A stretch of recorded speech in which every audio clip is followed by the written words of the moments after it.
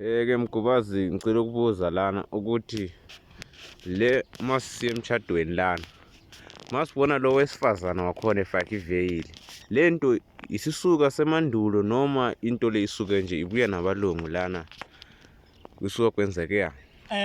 Uma ngase ngiwuphendula umbuzo wakho, umshado omhlophe wawungekho, kodwa imikhuba yakhona iyafana.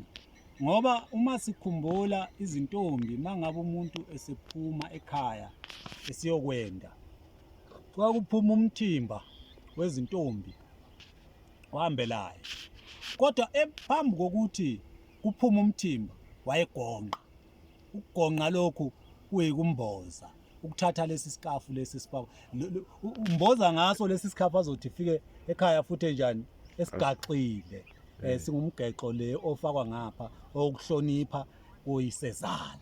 Manje ke lokhu ukugonqa lokhu uma kufika isikhathi selindele ukuthi uzoya umkhwenyana wakho uyaphuma lapha ekhaya, sekhishwa lapha ekhaya, esephuma ebuntombini noma ebuntombazaneni esiba umfazi.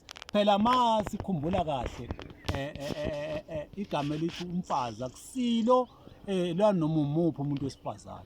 Lethi umfazi lokuthi umuntu oganiwe. Umfazi umuntu ophuma ekhaya ngembuzi, wafika emzini, bafika bamhlabela inkomo, bayamenzela isidwaba, kwakhishwa imbuzi, baye emsamo, kwashisa impepho, kwakhulunywa ukuthi nangu umakoti wala ekhaya esethelwa ngenyongo. Kuthiwa lowo muntu ngoba useguqula isibongo, kufa isibongo sakuphi sangale, ngakukuthi wakomathema uzogana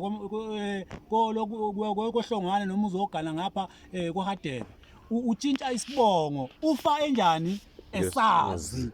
So lokhu kugonqa lokhu kwakuyikumboza ukuthi seyifihla phela umkhwenyana engamboni, uyoze embona ngomhla sebeyohlangana laphana, sekwenziwa ke umgcaco, sengena ekhaya sezoshada ke sengeniswa kulowo muzi.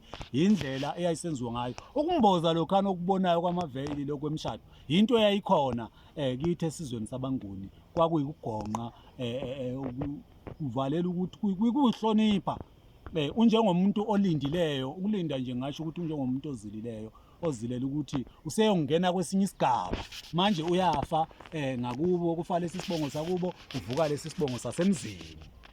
Injalo-ke leyo. Angazi noma umbuzo wami uphendulekile na? Yebo.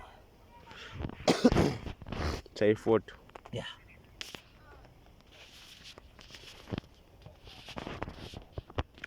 Yenzi